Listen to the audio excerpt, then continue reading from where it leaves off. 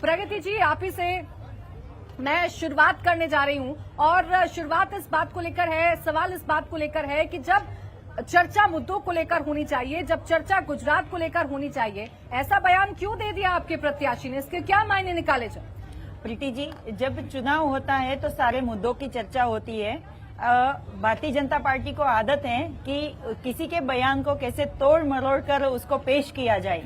ये पूरी आगे अब अगर आप पूरी स्पीच सुनोगे तो आपको पता चलेगा कि कांग्रेस पार्टी ने जो वायदे किए हैं वो वायदे की भी बात हुई है, बीच में ये बात भी की है, और पूरा अपना भाषण देखोगे तो आप समझ जाओगे कि ये पूरा भाषण क्या है। पर Bharatiya Janata party always, Congress party का कोई भी नेता हो या कोई भी कार्यकर्ता हो, उसका दिया गया बयान को तोड़ मरोड़ कर लोगों के सामने कैसे दे देना है, कैसे उसके छवि को खराब करना है, बस यही करती है। ये लोगों को हर रोज जरूरत पड़ने वाली लॉन्ड्री बिजनेस शुरू करके महीने का 3 लाख फायदा बनाते हैं। आपको करना है तो फ्रीडम ऐप को अभी डाउनलोड कीजिए। पर कांग्रेस पार्टी बिन सांप्रदायिकता में मानती है, इसलिए हर एक जाति धर्म के लोगों को उच्च नीच का भेदभाव भी नहीं रखते हैं और सबको साथ में लेके चलते हैं। इसीलिए आज हमारे माननीय राहुल गांधी जी, वे आप देख रहे होंगे कि 75 डेज से भारत जोड़ो यात्रा कर रहे हैं कि हर एक धर्म के लोग साथ में जुड़ सके, हर एक ज्ञाति के लोग जुड़ सके और उच्च नीच का किसी के साथ भेदभाव रखे बगैर अपना जो कांग्रेस पार्टी की जो मेन विचारधारा है कि बिन सांप्रदायिकता, एकता में मतलब विविधता में एकता जो बोला जाता है, उसको दिखाने के लिए कांग्रेस पार्टी हमेशा आगे आती है। सबको जोड़ने की बात करेंगे तो सब धर्मों की बात करेंगे ना, कि सिर्फ मुसलमान ही इस देश को बचा सकता है और मुसलमान को सिर्फ कांग्रेस पार्टी बचा सकती है। ये तो किसी भी तरीके से, किसी भी एंगल से नहीं लगता कि आप भारत जोड़ने की बात कर रहे हैं या फिर आप सबकी बात कर रहे हैं। ये तो आप एक पक्ष और एक समुदाय की बात कर रहे हैं। प्रीति जी, मैं बिल्कुल भी ये बात को नहीं मानती हूँ मैं कि सिर्फ कांग्रेस पार्टी कभी कोई एक ज्ञाति और एक जाति को लेकर बात करेगी, क्योंकि हमारी विचारधारा वो है ही नहीं। हमारी विचारधारा सबको साथ लेकर चलने की है और हम कभी ऐसे इलेक्शन नहीं लड़ते जहाँ पे हिंदू मुसलमान करके इलेक्शन लड़ा जाए।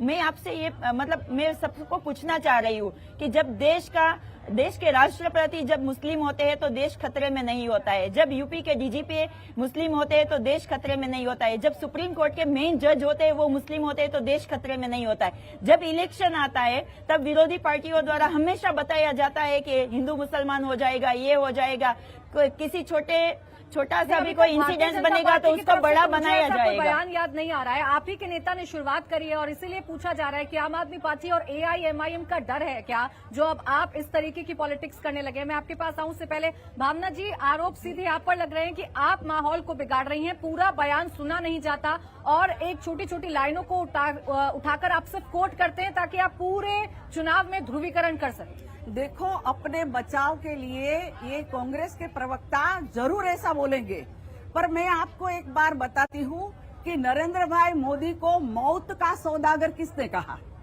क्या ये ठीक है? और कांग्रेस के ही जब मनमोहन सिंह जी प्रधानमंत्री थे तो उन्होंने कहा था कि देश की संपदा पर सबसे पहले मुस्लिमों का, लघुमतियों का अधिकार है। तो अगर वो बिन सांप्रदायिक है तो ऐसी बातें क्यों बोलते हैं? ऐसा ही नहीं, मुस्लिम तुष्टीकरण के लिए आज तक उन्होंने जो कुछ किया है वो सब लोग जानते हैं।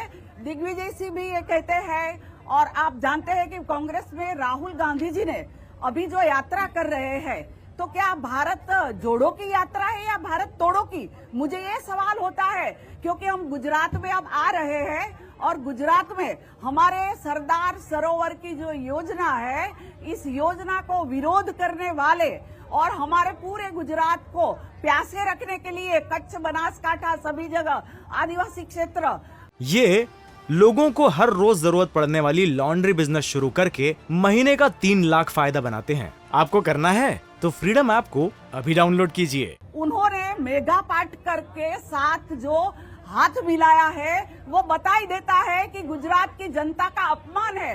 तो इस तरह से तुष्टीकरण की बात करे, अपने दिमाग में जो आए वो बोले, और ऐसे मुस्लिम तुष्टीकरण करके आज तक उन्होंने शासन किया है, पर अब चलने वाला नहीं है। माननीय वीर सावरकर जी का अपमान किया। आप जानते हैं कि वीर सावरकर जी हमारे देश के सबसे बड़े आजादी के लड़वैये थे, और फिर भी उनको इस तरह से महाराष्ट्र में जाकर ये बोलना ठीक नहीं है। आपने कहा कि मुस्लिम राष्ट्रपति हो तो खतरा नहीं होता। बिल्कुल, हमें मुस्लिम राष्ट्रपति से कोई खतरा नहीं था। हमारे अब्दुल कलाम जी, उनको रखने वाले हम ही थे।